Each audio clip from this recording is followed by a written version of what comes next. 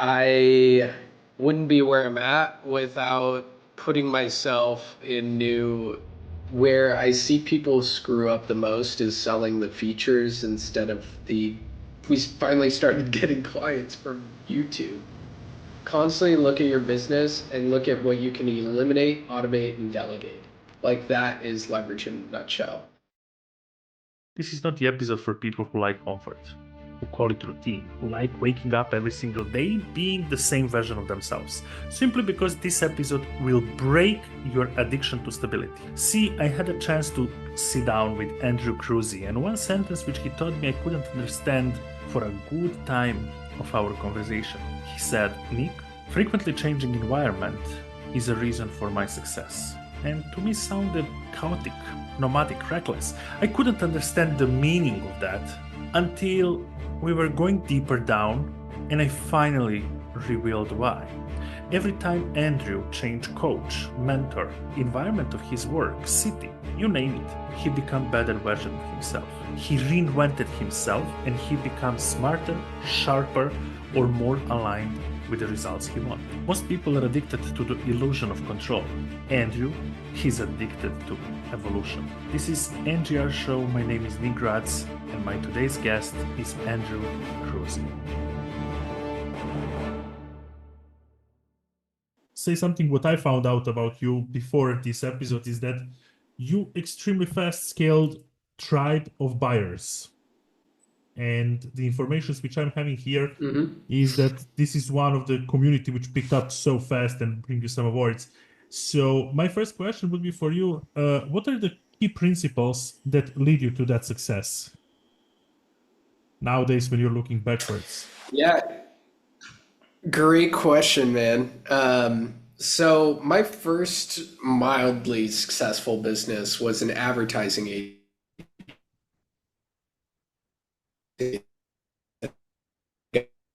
in 2017 for local businesses. And in 2017, that was super duper hot. Like a lot of gyms, chiropractors, restaurants knew they needed help with running ads and social media. So that's where I got my start. And I actually did door knocking, like door to door, going to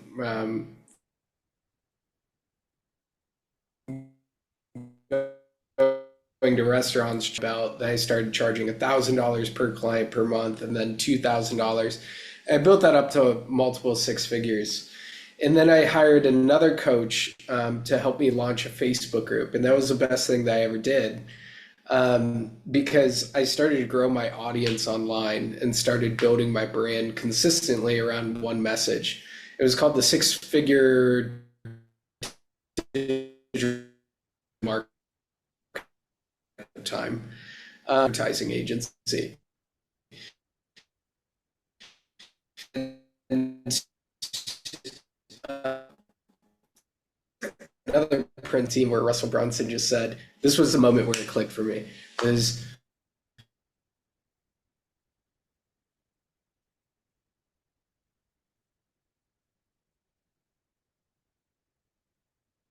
their Facebook groups to my own Facebook group.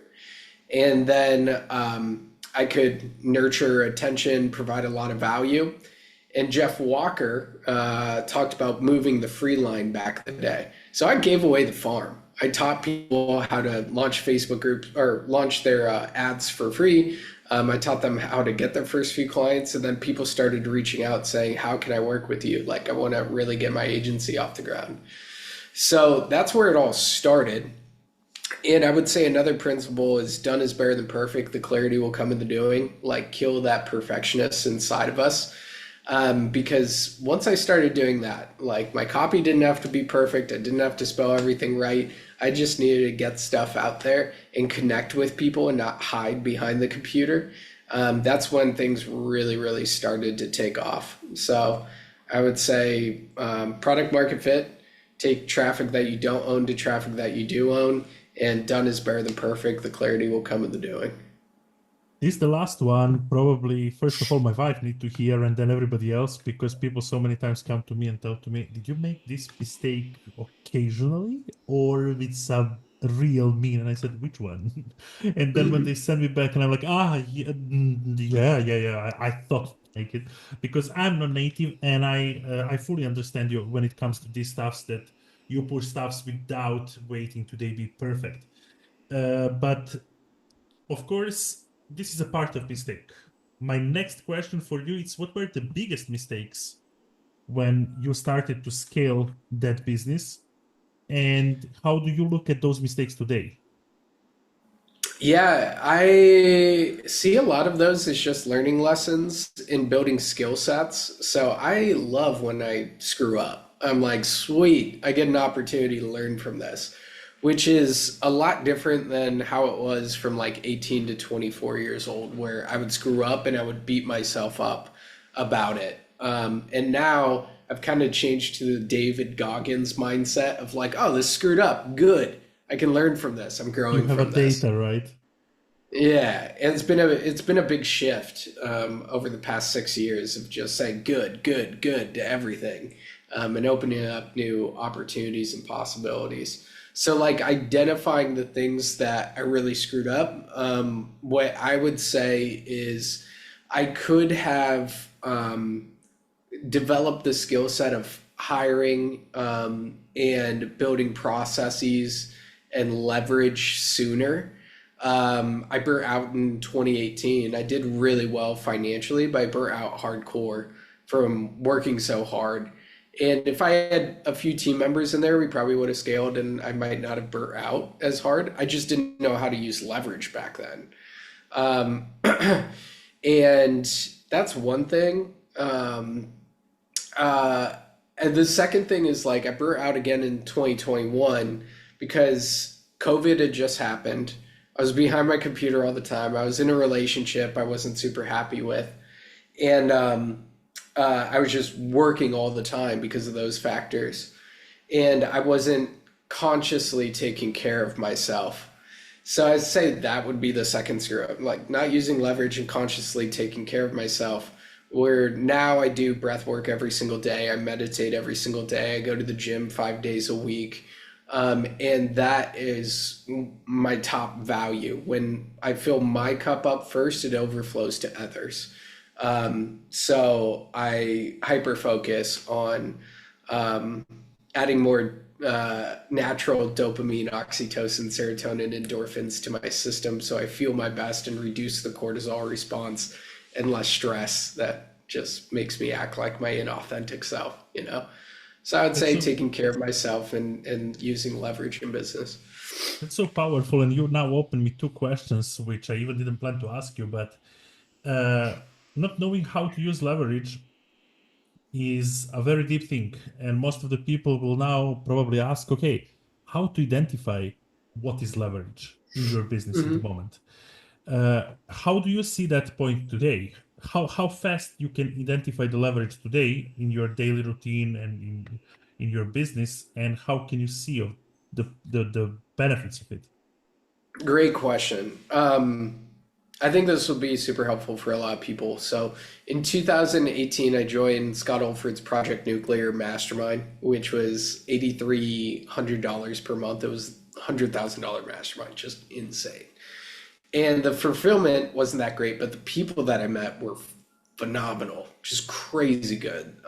Sam Skelly, Preston Smiles, Jess Lenoble, just a bunch of eight-figure earners. And I was like a little like kid back then, 25 years old. And there's this dude, Dimitri, that was at one of the masterminds that talked about leverage. And just he shared this really simple framework. Constantly look at your business and look at what you can eliminate, automate, and delegate. Like that is leverage in a nutshell. Time is what we use, what we want most, but what we use worse. So what I'm constantly looking through is like, what can I eliminate that's not getting to the result or the goals I'm looking for? Like that's number one, freeing up the time, looking at what we can completely eliminate from our schedule and also our team members' schedules, right? Number two, what can I automate in this business to make the process simpler? So in terms of the nurturing process and warming people up, we have a VSL, and we also have weekly workshops to warm people up and interact with us. Instead of going back and forth all the time with people, which we have setters for that, but weekly workshops and VSLs expedite the process of nurturing as a type of automation, right? Also, you have like Go high-level automations, Airtable automations. You can automate a lot of stuff nowadays, including a bunch of stuff with AI, which is really cool. So then the third thing is delegate. I always tell my clients, like, the only three things to focus on from 0 to 20K per month is your audience, your offer, and your sales skills. If you just hyper focus on those three things for 90 days, you will scale past 20K per month, especially since we're so hands-on with the messaging and offer creation portion. So our clients feel in alignment with it.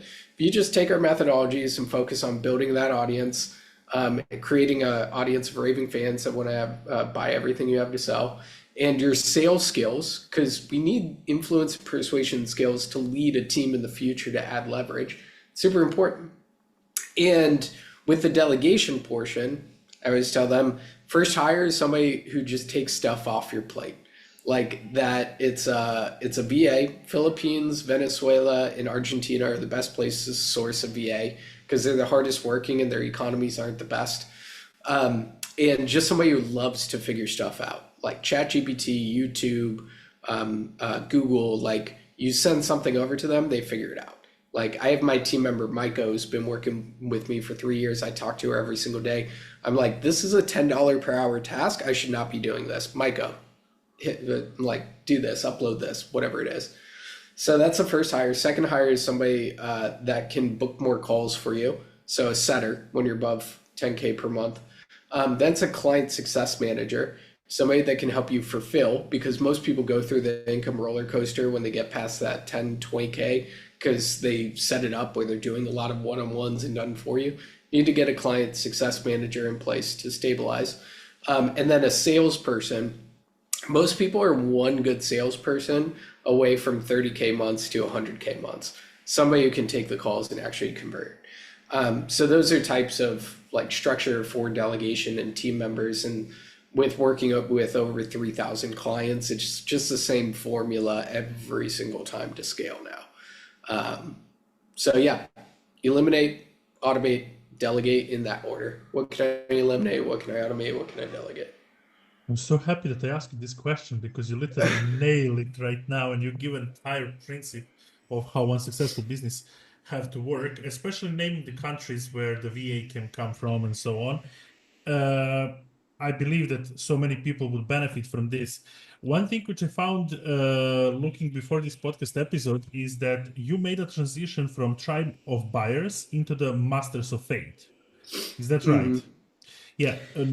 Now, when it comes to transition part, I'm seeing recently that so many people exiting one branch of what they did and transition to another one. I recently saw a couple of affiliate marketing coaches. They transition into the personal brand coach, some kind of female coach. I even cannot pronounce it. It was like very sophisticated niche for me. And I want to ask you, first of all, how you did that transition, and how do you see transition when people wants to re-niche themselves or just to make some even bigger transition as smooth as possible? Yeah, great question. So like, if we don't have the right brand and offer in place, it's like building our business on a foundation of sand instead of concrete. And it takes time to find and develop that product market fit, which can be expedited. Like, I just hired Jackie Yvette a month ago to help us dial in our messaging and our offer more. I constantly have people looking at our offer, getting feedback, and really dialing in that product market fit. We worked with Cole Gordon when he was starting out with his offer and launching his first Facebook group. He runs a $40 million sales agency now, but he went from 0 to 1.1 million in his first year. Big ups to him on like how much work he put in.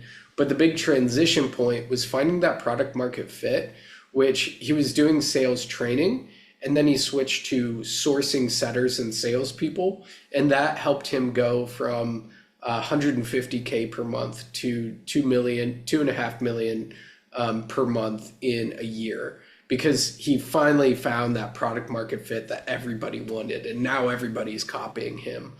So the most crucial thing is finding that product market fit. I can't understate that. So my first was amplified attention media. I ran ads for local businesses to get more clients. It was really hot in 2017. Then I launched Tribe of Buyers, but it wasn't named Tribe of Buyers right when I launched it. That was about a year into development. But my product market fit was saying, like, back in the day, everybody was getting their clients from ads and webinars and VSLs. And then that started to slow down. And I had this methodology over here of like, the old way sucks. The new way is getting your clients through Facebook groups, adding profit margin to your business, and scaling through organic. And right place, right time for all of that. Then built that up over 3.5 years, ended up selling it. Just got to the point where I was like, I've made a lot of money. I'm super happy with that. But I was feeling super burnt out. I was like, I want to be a monk. Like, I got to that burnout phase. And so I started looking for buyers, found an awesome dude. His name's Michael Chu. He ended up buying my company in 2021. Took a year off, one of the best years of my life. Traveled to Africa, Europe, Central America, met my girlfriend who I'm currently with. And then I came back with Masters of Fate, which was more of a personal development program because I was under a 2-year non-compete for business. So I couldn't teach business. So I did that, really loved it, but never really dialed in the product market fit around that one. And then we relaunched 7-Figure CEO about 6 months ago. And it's made like marketing and sales so much easier. Like, really dialed in product market fit, really dialed in brand, have a bunch of testimonials from back in the day. And it's the thing that I'm really good at is just scaling coaching businesses. So now we help coaches go from 0 to 6 figures in 90 days, meaning 10K per month, and then 6 figures to 7 figures using more leverage, team and systems. So that's where we're at now. Really enjoying it. This is awesome because this exactly enters my next question. Looking at your VSL and actually the funnel, which is linked to your Facebook profile, I saw a bunch of 7 and 8 figure entrepreneurs. And one thing is that people really have to understand that between 1 million and 10 million, it's a really big difference. And so many people take this as a granted, but those people are way higher than 6-figure earners. So my question is, what are the biggest bottlenecks for those 7 or 8-figure earners? How their problems look like comparing with, for example, my problems where I'm far away from that numbers at the moment? Yeah, I find 0 to 6 and oftentimes 7 figures is just mindset, skill set stuff. Like, especially with people starting out, it's like your offer creation skill set, your marketing skill set, and your sales skill set. Like, if you just hyper focus on those for 90 days and accept that, like, fuck up is a good thing and you learn from that and you continue growing, like, it's mainly around skill sets, right? From 7 to 8 figures, it's all around team and leadership and culture. So, like, to really scale from that, you need more leverage. And the bottleneck is like, how quickly can we hire, onboard, train culture fits to plug into these systems in this ecosystem? So 0 to 7 figures, 0 to 6 figures is all mindset skill sets. 6 to 7 figures is mindset, skill sets, and a little bit of leverage, like a minimal viable team. And then 7 to 8 figures is just like the biggest bottleneck is how quickly can I attract, hire, onboard, train our team members up to KPI. Well, very interesting thing, because my thoughts were that they're having way different problems, maybe way into the some kind of like offers, what to offer now, running out of creativity, running out of maybe positioning, because nothing lasts forever. But you saying this makes me ask you next question. Speaking about mindset, And speaking about somebody who is trying to reach 6 figures a month or 6 figures a year, in your way, if you have to start today from the zero, considering all your mistakes you made in the past, how would you do it the fastest possible? I would say the fastest. I would build my network, kind of what I did. Joined a bunch of programs, build my network, and get really high level connections, which I lucked out at the beginning because I started getting a little bit of success. I reinvested that into more programs, and then my inputs dictate my outputs. So I got new inputs, I got new connections. I've created JV partners and just like people I can hop on a call with anytime. Eli Wild, Cole Gordon, Jess Lenovo, Preston Spiles, like all these people, like that's where I would start. Like definitely joint ventures, webinar, workshops, that sort of stuff with other people's audiences if I started from zero. Long term, I would do what we teach our clients now, which is really simple YouTube videos. No editing, no complicated thumbnails, just shoot and go and post it up. I screwed up for a long time by not doing that and trying to make my YouTube perfect and trying to find the perfect editor and trying to find the perfect thumbnail, graphic artist, that sort of stuff. And it created a lot of friction. And then as soon as I just started creating like Loom videos with no edits and just like thumbnails from a screenshot, we finally started getting clients from YouTube, and really amazing clients because they'll go through YouTube video after YouTube video after YouTube video, have some skill sets already built up and know me, like me, and trust me, where our best clients come from YouTube now. So I'd start a YouTube channel just imperfectly.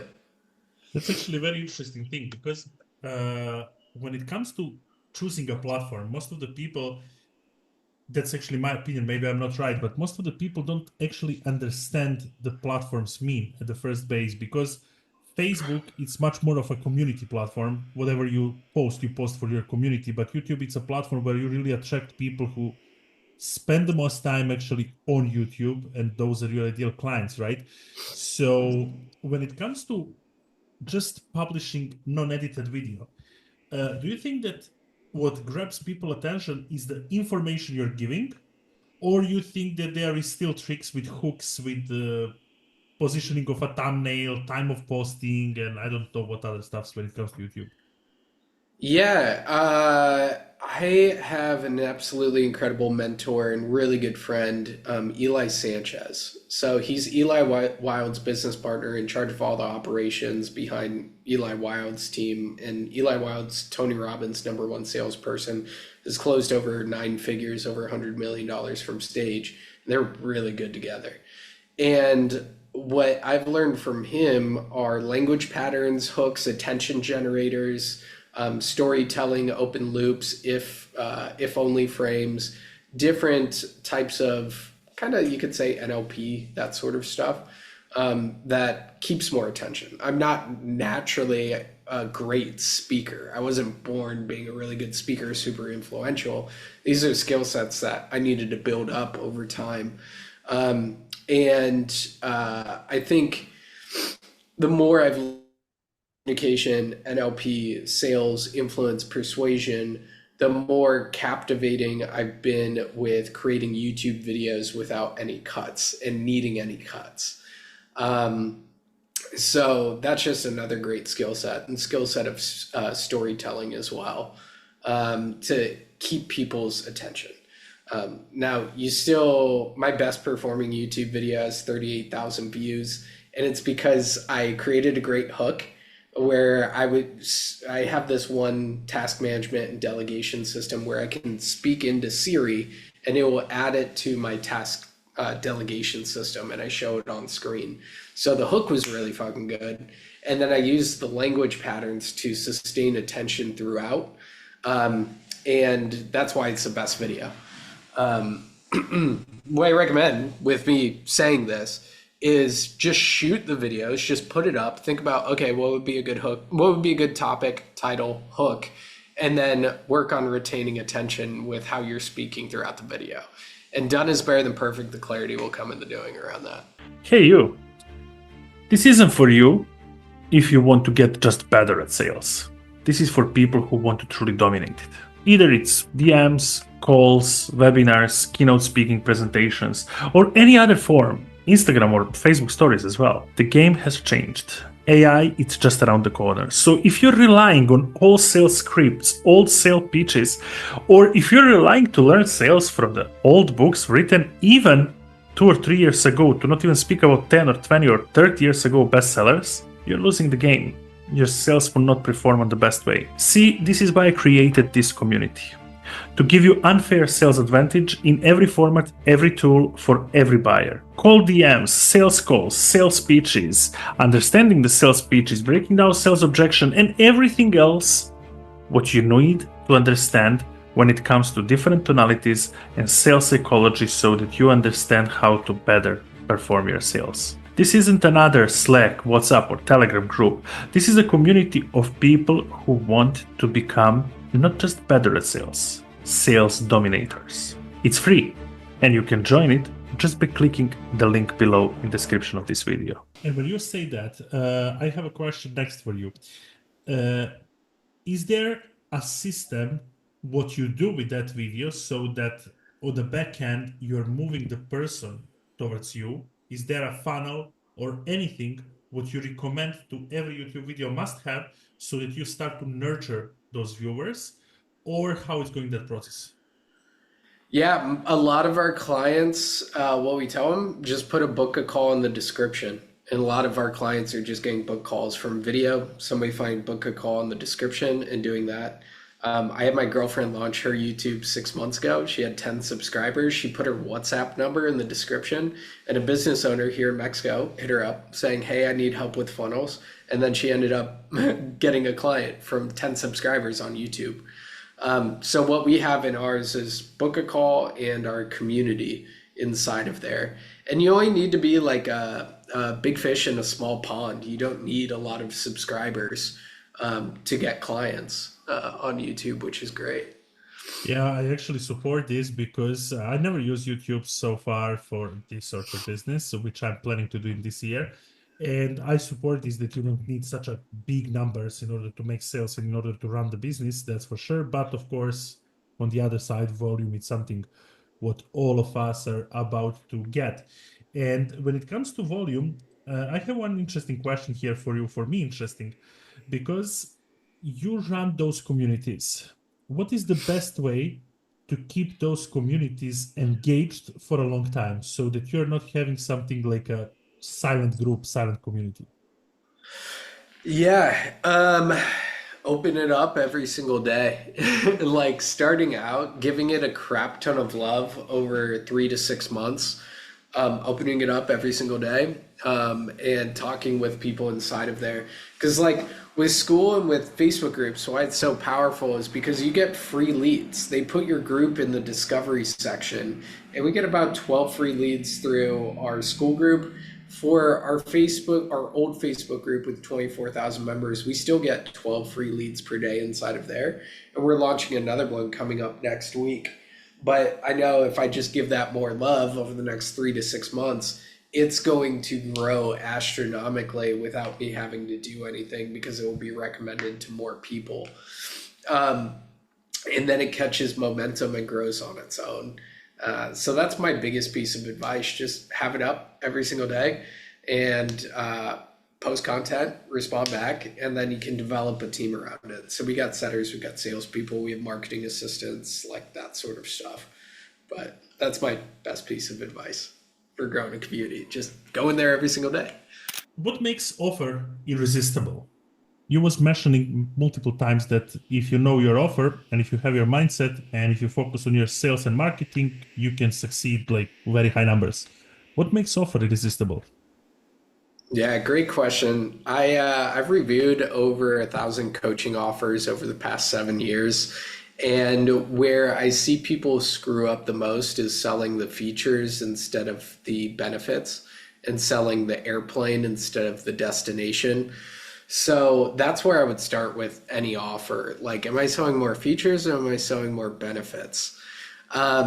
And when we make that switch and we make that change, it opens up so much in our marketing and people actually flocking to us, because people want feelings. They want results. They don't want your go high level automations. They want the time that they'll win back, the more money that they'll get, that sort of stuff.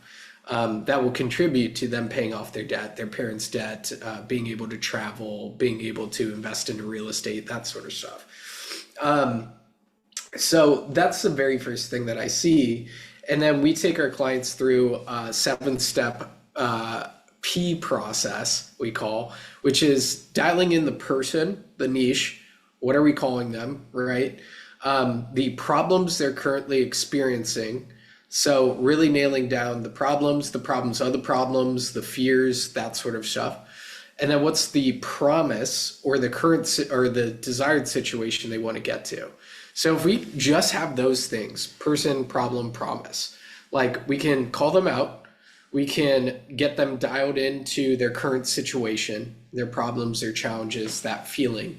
We can paint a vision of the future, the desired situation, and create that gap for them. And then the next step is the process. So what are the 3 to 5 steps to take them from where they're at to where they want to go? So they can logically, most of this is emotional based, but the path, the process creates a logical gap between the two, because people want to be anchored in a little bit of logic when they make a decision, right? So the path or process, right? And then we have the packaging. What are the actual things being delivered? Are there done for you elements? Are there one-on-one elements? Are there group elements? Is there a course? That sort of stuff. So packaging, proof, because people need 3 things to ultimately buy. They need to see that it's possible for others, it's possible for themselves, and the reason why behind it. So the more stories we can put out around our clients, our own stories around proof, they learn that it's possible for others, it's possible for themselves, and the big why behind it, right? So we dial in the proof and then the price point. So when value exceeds price, that's when people buy. So the previous 6 steps are to make sure that value of that offer exceeds the price point of the actual offer. So it's a simple 7-step process instead of going through this big like messaging document. It's just those 7 things to nail down your offer and make it totally irresistible to your ideal client. Yeah, that's very cool stuff. And especially that you mentioned that people need a piece of logic, even though they make their decisions emotionally. And it so much resonates with stuff also, which I'm doing in sales and expanding that gap. Absolutely unbelievable. But I want to ask you, I know that you have your opinion about low ticket sales, but how do you balance selling high tickets and scaling? And then, for example, how this reflects on low tickets and scaling. What are your thoughts on this? And you can even make that breakdown of high tickets and low tickets, which we spoke before, because that's very powerful thing and the way how you see low tickets actually. Yeah, I mean, we have low ticket items and we teach our clients to launch low ticket items. The 2 are the most powerful are ones that aren't just info. I think just info products set people up for failure if they don't have a accountability or feedback loop. The 2 that we teach is number 1, a paid workshop. So $97 paid workshop, get 12 to 20 people to it, walk them through a 90-minute process, and then have a call to action to book a call for the high ticket on the back end. For example, we have our DM sales workshop that we do every so often, $97, 12 to 20 people. We make $1,200 to $2,000 on the front end. And then we have a call to action to book in a call to actually get the surgery instead of the Band-Aid. And then we have a paid trial methodology that I looked at a post by Chris Lee like 8 months ago, and he was doing a paid trial for his low ticket reoccurring. I'm like, what if I did a paid trial for my high ticket? And we launched that, and that's where 80% of our sales come from now, is people join for $47 for a 7-day trial into our actual paid community, and they don't want to leave all the value that we're giving them behind, so they end up enrolling into the back end. So those two low tickets are working really well nowadays. What doesn't work well is launching a course and expecting people to go through the course and ascend to the back end offer. It just doesn't work out because there aren't touch points and accountability and that sort of stuff to ascend them to the next thing. And then I think those are the core things. I think I've seen a lot of people shoot themselves in the foot by launching a bunch of low ticket things when they could have maximized with high ticket and putting the team and productizing their offers behind it to really scale. So, yeah. I absolutely agree. I even have opinion that pushing so many high tickets and working so much for high tickets is hurting your brand because you're somewhere in the loop of people who want to consume low tickets, and somehow it's very hard to work with their mindset to they come to the low ticket offer. And this is probably one of the stuff why you can have endlessly people engaging with you, making action and going back and forth, but without certain result. And my question for you is that what's your approach to using in that moment psychology and behavioral science in sales and marketing? Because we're coming to these 3 points of you saying like offer, sales, marketing, and you can scale.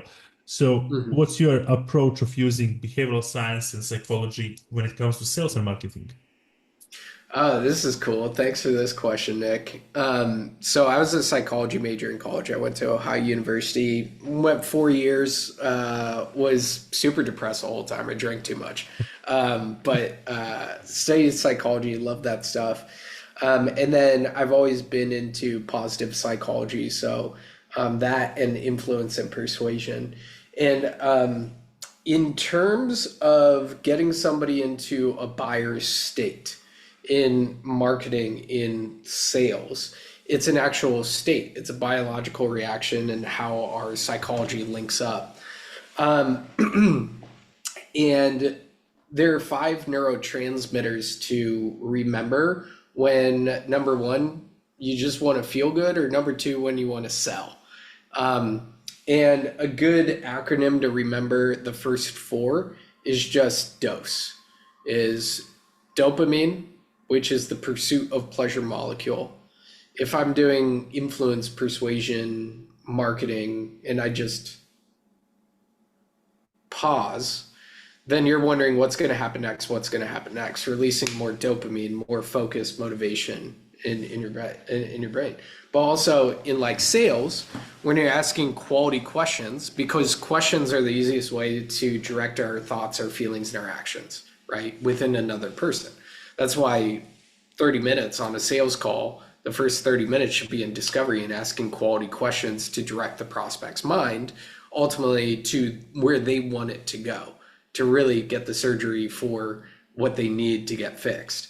So with dopamine, we can ask them, what are your goals? What will those goals do for you? Okay, your goal is 30K per month, or your goal is 100K per month. What would you do with that?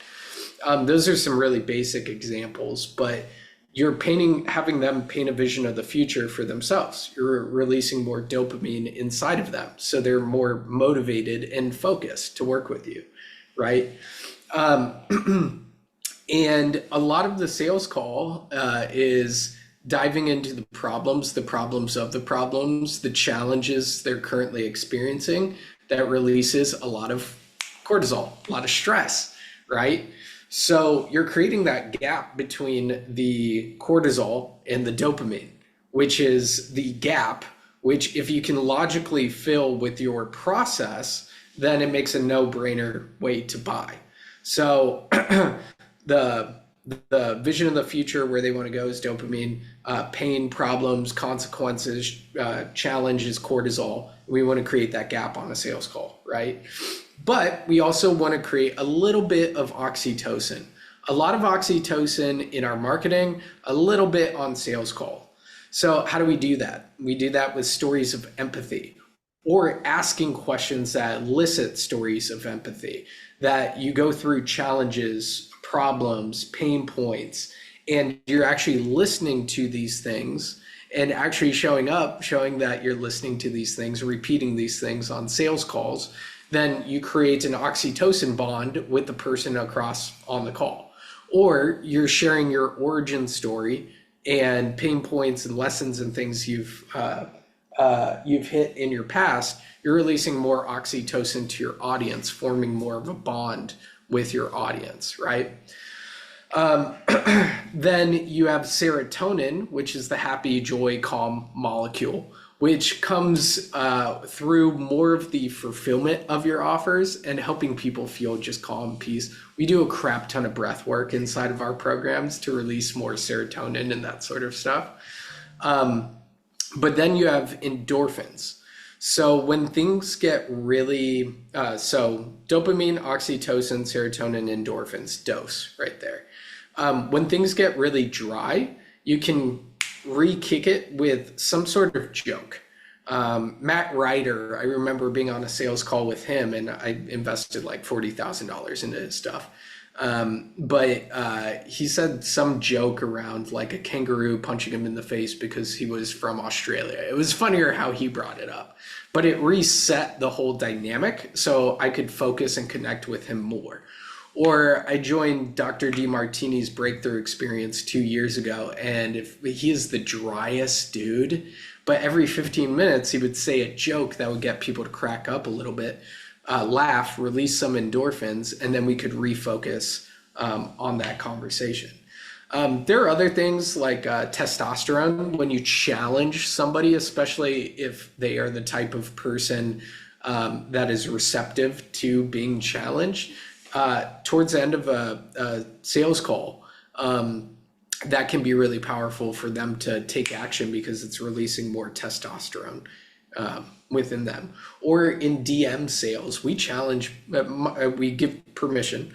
As a coach, do you mind if I challenge you here? If somebody says yes, we'll challenge them. It will release some testosterone, and then they're more likely to actually book a call because they're more in that buyer state. So that's one of my favorite frameworks Absolutely. to go through. I love it. I love it. I love it. I didn't hear this from anybody since 2022 when I was hearing it first time from Steve J. Larson in his Offermind. And he was breaking down these 4 hormones, and this was like amazing. And I see that you're deep in this, and I love this neuropsychological sales, so I really love it. Another question for you, it's a set of questions from leadership, because this is something what you said is most important for scaling high businesses, and for all of them who are listening to us who are in that process of scaling. I want to ask you, what is the biggest mindset shift you had going from 6 to 7 figures, and how this looked for you when you realized like, okay, that's not the same process. I have to develop something, change something. Yeah, I think it was the switch from doing everything, like from doing to being, and understanding how to be more instead of do more. And how I would describe that is I was so left brain oriented when I was building my business from 0 to 6 figures. And it was just like do, logic, vision, that sort of stuff, imperfect action, yada, yada, yada. And I needed to be more creative and move more to left brain functioning more of the time. So I got into more meditation, more breath work, that sort of stuff. So I could put space between my thoughts and create more innovative solutions to direct the team and attract higher quality team members and have a more compelling vision. So I think the biggest shift was from doing everything to being and leading and helping the team members with creative solutions. It's powerful. And you're mentioning second or third time breath. And I'm somebody who loves diving. And I have a license for scuba diving and as well for free divers. And I know we're doing so many of breath exercises over there. I must ask you right now, even though it's not planned, how different are the breath exercise or trainings you do with your coaching groups than those ones? Are they different? Are they the same? How does this look like? Yeah, so I have been a breathwork facilitator for 3 years now. I've gotten to do it in the middle of the Sahara Desert with a group of people. I've gotten to do it on top of mountains and lead people through these processes. And I do it about 2 to 3 times per day. And I teach it in three different ways, depending on the feeling that we're looking for. So we have water breath work, coffee breath work, and whiskey breath work. First with water, that's like box breathing, like 4 seconds in, 4 seconds hold, 4 seconds out, 4 seconds hold, going through that. And when we go through like 12 reps of that and just follow our breath, we start to sink more into heart brain coherence. We're more present, we're more focused, all of that. So when somebody else is speaking, or I'm in a moment where like maybe my mind is running because I've been on a lot of work and then I become conscious, then I just go back to the breath, either box breathing or I just breathe in peace and breathe out love and follow that breath in and out and just focus on the breath. And that's a type of water breath work to feel more flow, more presence, more love in our life. Then we have coffee breath work, which is a little bit of energy and grounded focusedness. So this is like a breath of fire, anything that's 3 to 5 minutes, a heavy breath and a little bit of a body movement or snapping in the belly. Whenever I'm doing a systems build, or maybe I've been on back-to-back calls, I'll go straight into coffee breath work to realign my thoughts, my energy, that sort of stuff, to get back grounded, because it releases a lot of serotonin, which offsets the cortisol, and overproduction of cortisol is what makes us all scattered all over the place where we can't focus. So coffee breath work, breath of fire, really good for that. And then you have whiskey breath work, which is like Wim Hof, holotropic breath work. Those are like the 20+ minute sessions where you just feel super zenned out and maybe blast off into another universe. My longest session was 3 hours with this woman named Karen Winters. I blasted off into another universe. It was insane. But I do whiskey breath work about 2 times per week to reset my nervous system, to kind of just drain the cortisol out, and feel more present and connected. And it's great for business, but it's been even better for my relationships and my personal life. I think if I wasn't doing that, my relationship with my girlfriend wouldn't be as good, because in my last one, my mind was just running. And it was really hard to connect with my last girlfriend because I had this constant overactive mind instead of doing the breath work and dropping into the heart and dropping into the body. It's actually amazing listening to you, all of these things, and it's like deep psychology behind our success and entrepreneurial stuff. And usually people would say, oh no, that's overthinking. No, actually it's like super connected, and one without another one definitely cannot work. And I want to ask you, what's one piece of advice you would give to entrepreneurs who are looking to scale past their current revenue? So in the way, like wherever they are at the moment, and they're looking to scale their businesses, what's your piece of advice how they can do it? Yeah. So if somebody's experiencing a plateau, to break through that plateau, it's just one of three things. Either number one, it's new marketing.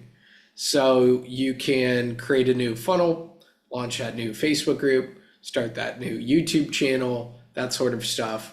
Traffic, nurture, conversion, like focusing on that system over the next 1 to 3 months, right? So that's one place to start. Number two is a superstar hire. So if you want to break through a plateau and you get a superstar hire in place, that's one of the other easiest ways to break through a plateau, whether that's somebody who's head of fulfillment, head of sales, head of marketing, that sort of stuff, superstar hire. And then number three, which should be the last option, is new offer. So one thing that tripled our business in 2020 was launching Seven Figure CEO at the end of 2019. We were doing about 110K per month.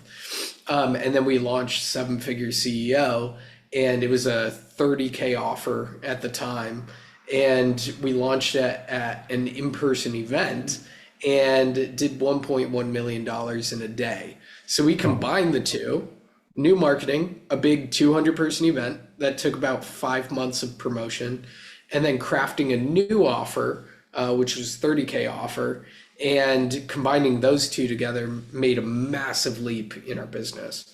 But just remembering those three things, if we're hitting a plateau, it's either new marketing, superstar hire, or new offer. And this was how you did 1.1 million in sales in a day.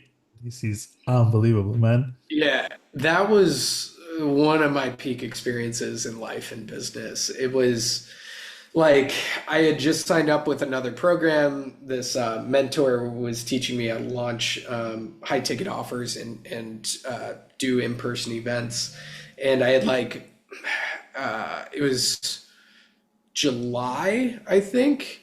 And I was like, I really want to do an event this year, but November we can't do that. December because of events Thanksgiving and Christmas coming up. So I did the end of October, and I at the time I was not good at paid ads. I just was good at like community and growing a Facebook group, and we sold 200 tickets out of our Facebook group. Between $300 and $1,500. And I remember living in San Diego. My sales guy at the time was Grant Elliotson, and we would go to the hookah bar every single night and just post and hit people up with questions in the DMs. And the most powerful question we asked was, have you considered coming to Tribe of Buyers Live yet? And both answers were right. Yes, I've considered it. Cool, let's get into details and get you here. No, I haven't considered it yet. Cool, let's get you the details and like talk about it. So we did that over and over and over and sold 200 tickets. And then I got there and everybody knew me from the Facebook group. So it was this weird power dynamic where I felt like I couldn't do anything wrong in front of these 200 people because they were all warm and super knew me. And I just remember having so many eyeballs on me, and I'm like, this is fucking weird. Um, and I have this methodology with partner exercises, breath work, like hands-on work with people there. And people made money there. People had so many breakthroughs. And on day two, I pitched our offer. I completely screwed it up. I'm standing on stage. I have my success panel behind me of my clients. I have my sales guy behind me. And I had this outer body experience where I was saying words, but I was also just like seeing this conversation in my head where it's like, you're screwing this up, you're screwing this up, you're screwing this up. And like, for me, I have a really difficult time being inauthentic. When I'm out of alignment with what I'm saying, then I just feel so off. And it was a different way to pitch. Like my mentor told me, you got to do the pitch in this way, yada, yada. And I was going through that. I'm like, oh, this doesn't feel right. And I just stopped. I looked at the audience. I was like, hey guys, I want to speak to something. I feel like I'm really screwing up pitch right now, and I don't want my inability to pitch to affect you joining this offer that I think will change a lot of your lives. And I stopped there, and one person stood up, started clapping. My sales guy was like, "Oh, that's cute." And then I got a standing out ovation for a 30 and 60K offer, and I'm like, "What the fuck is going on here? This is weird." And after the pitch, we had this cowbell for people to ring when they signed up. And like for the next 2 hours, it was just cowbell after cowbell after cowbell. And I'm like, this is insane. That's unbelievable experience, and your story is actually amazing. And Andrew, Yeah. this is pretty much all what I prepared for this podcast episode. First of all, I want to thank you for your time. And before I tell you goodbye, I know that so many people would now ask, like, okay, does Andrew have something for us to offer? Is there something to give us? Like, do we get in touch with him and so on? So, what would you uh, lead people to first think when they need help and they understood that they might need consultation with you or with your team? What should they do? Yeah, what I would recommend, and thanks for the opportunity, Nick, is join the Seven Figure Coach Collective school group. I'll send you over the link. We have tons of free courses in there around offer creation, sales, marketing. We have 3,500 people in there right now who are absolutely awesome. If you want to take the next step with us and join the $47 trial, I believe the link is in the first post inside of there. But just want to give as much value as possible and just join there and tell me what your favorite part of this podcast was. Perfect. I'll definitely do that, and I inspire all of you guys to do it. And the last question for you is next. This podcast season, it's called Inside Out. And the only question I always keep for the last is that I want to inspire people so that they understand that they are somehow unique, because each of us are on anyway unique. There must be something inside of a person which is in certain moment imitated outside and make that success. So what would you say for you? What is this what person must be having inside so that once imitated outside is going to make that difference? Uh, I would say it's the environment, the environment, the environment. I wouldn't be where I'm at without putting myself in new environments and constantly doing that. Whenever I evolve as a human being, and there are going to be so many different evolutions, it's always going to stem from putting myself in a new environment. So, for example, in 2018, when I super burnt out, I was in an environment of hyper masculinity and just focusing on business, business, work, work. So I went to Deer Park Monastery in Escondido, California for 7 days and just hung out with monks. Wow. Like I needed to shift my environment to change my way of thinking and my way of being. And then like when I was financially insecure, $82,000 in student loan debt, $600 to my name. I needed to join other programs to get into a new environment and have new ways of thinking, a new roadmap, a new direction to grow my finances. So I would say for anybody, like if somebody's looking to lose weight, join a CrossFit gym, like get a personal trainer, change that environment. And that's the easiest way to change the mindset and then the feelings and then the results. So it's all about the environment. Very powerful. Extremely. You're the only person who said that. And thank you so much. Thank you for being the guest. Thank you for your time. You really here open the book and give us all the values. And I really, really appreciate your time. And you guys click that link below where is the school community. I will leave you all the links of Andrew's.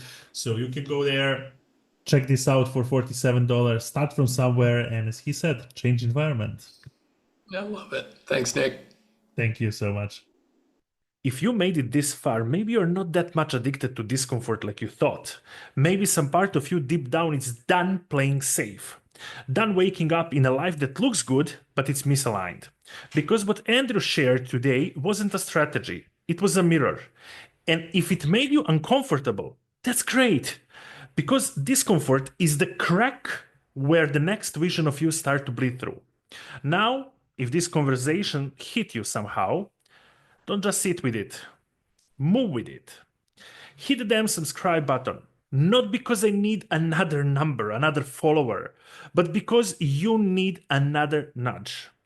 A reminder that you're not alone in that shift, and this show is the space to find others doing the same. Drop a comment below and tell me who you want to hear from next.